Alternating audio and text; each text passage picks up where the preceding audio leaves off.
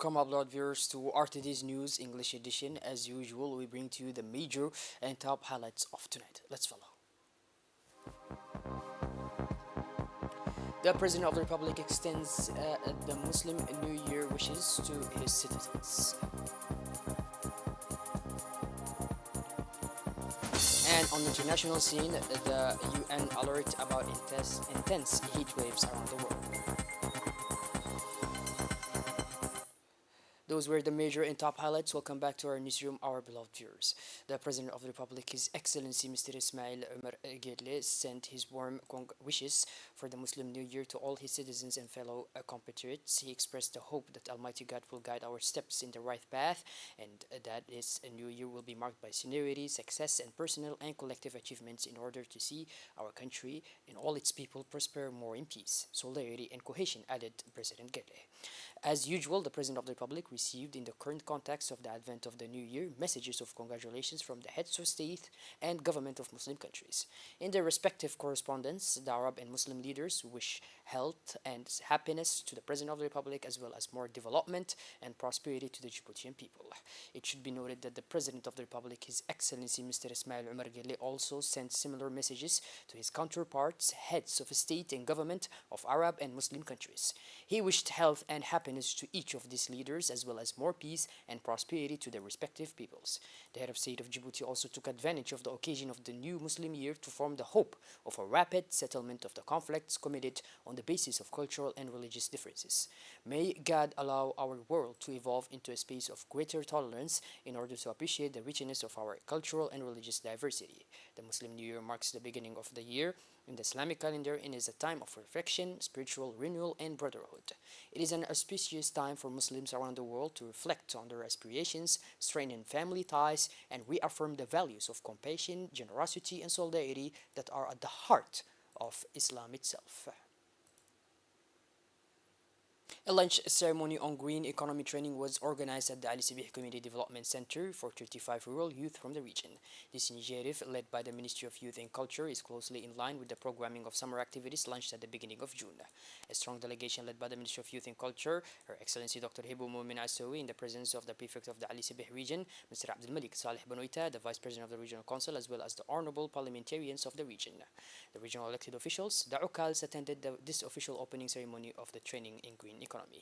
In collaboration with the Ministry of the Environment and Sustainable Development and the Ministry of Agriculture, Livestock, Fisheries, Water, and Fishery Resources, this innovative initiation to areas of green economy will help rural youth in the Ali Sibih region to adopt a responsible and environmentally conscious approach while opening up new prospects for employment and economic development.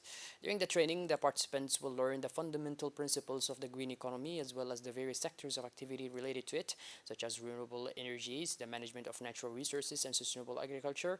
Experts in this field will share their knowledge and experience, which will encourage innovation and creativity in young participants.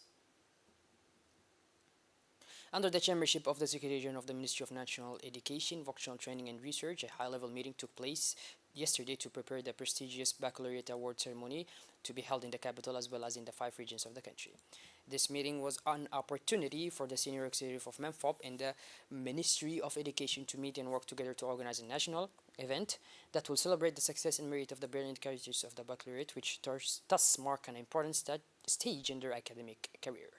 The Secretary General of MEMFOP stressed the importance of this ceremony, highlighting the essential role played by education in the development of society. He also expressed his pride in the young candidates who demonstrated their dedication and perseverance through their academic career.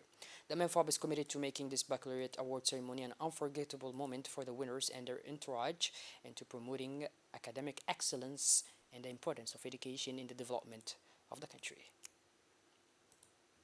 The Tower of the Djibouti International Free Zone, located at PK23, yesterday hosted a signing ceremony for an agreement between the Djibouti Agency for Standards and Quality, ADN, and the Djibouti Port Community System.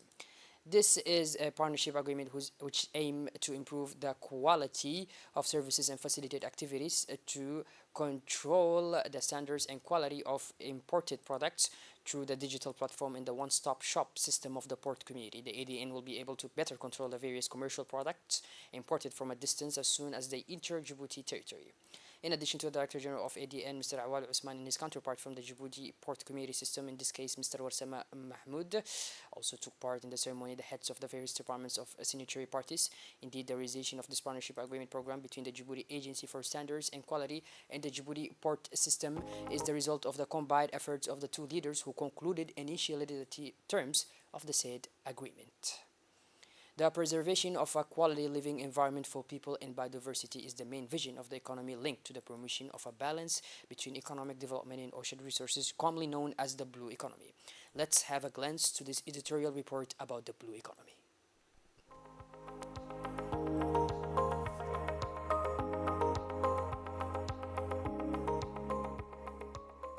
The preservation of a quality living environment for populations and biodiversity is the main vision of the economy linked to promote a balance between economic development, ocean resources, commonly called blue economy. With its 314-kilometer coastline stretching from the Red Sea to the Indian Ocean, passing through the Strait of Bab el-Mandab, with its coastline and its energy and fishery resources, the Republic of Djibouti enjoys a capital important seafarer. Djibouti is committed to making the blue economy an engine of growth and sustainable development of productive sectors such as fishing, aquaculture, tourism, transport, shipbuilding, energy, prospering, underwater mining, and related activities. Through this strategy, the government intends to create the conditions for the attractiveness of public and private, national and/or international investment for its implementation. The development of the blue economy is a real opportunity for the diversification of the economy of our country. To concretize the reliability and the implementation of the Conference on the Regional Strategy of the Blue Economy, which was held back in April 2022 in Addis Ababa, the Ministry of Environment and Sustainable Development, in collaboration with the Intergovernmental Authority for Development, IGAD, had developed a two-day national strategy validation and adaptation workshop for the entire traditional blue economy sector, which ended at the Sheraton Hotel. The objective of this workshop is to raise awareness among stakeholders on strengthening the role of the blue economy in sustainable development as an engine of growth. The Blue Growth Initiative is a framework accompanied and financially supported by Sweden in the IGAD region, which includes 8 countries. As a participant from the coastline region, Mr. Makki Hamad Gaba indicated that the concept of blue economy incorporates a new approach in the sustainable economic exploitation of the resources of oceans, lakes, rivers, and other water in the conservation of aquatic ecosystems. The sectors identified as falling within the blue economy in Djibouti are, among others, port and maritime activities, fishing, salt exploitation, the Jiba Company for the export of fishery products, Djibouti Telecom for its essential channels for the transport of information flows, nearly 500 cable cross our sea depths to transmit data. The health of oceans, coasts, and freshwater ecosystems is paramount for economic growth and food production, but it is also essential in the fight against global warming. The servicing of this innovative blue economy project is a source of hope for sustainable diversification of the Djiboutian economy. We cannot be so poor when we have such rich seas. Therefore, our country must develop in the field of sustainable blue economy so that all economic activities deriving from the sea can benefit the whole population. The work of the National Consultation on the Kampala Declaration on Jobs, Livelihood, and Self-Reliance on Refugees, Returnees, and Host Communities concluded on Tuesday at the Sunny Hill Center in Arta. The Director of the Health and Social Development Division of IGAD, Mrs. Fathiya Bakar Alwan, led the debates, which made it possible to cast a wide net over all the actions and means implemented to enable refugees, returnees, and communities hosts to live with dignity and in perfect autonomy. Participants learned about all the projects already being implemented, their funding, as well as the implementing actors and especially the synergies to be developed between the various actors in the field to achieve effective implementation of said action plan.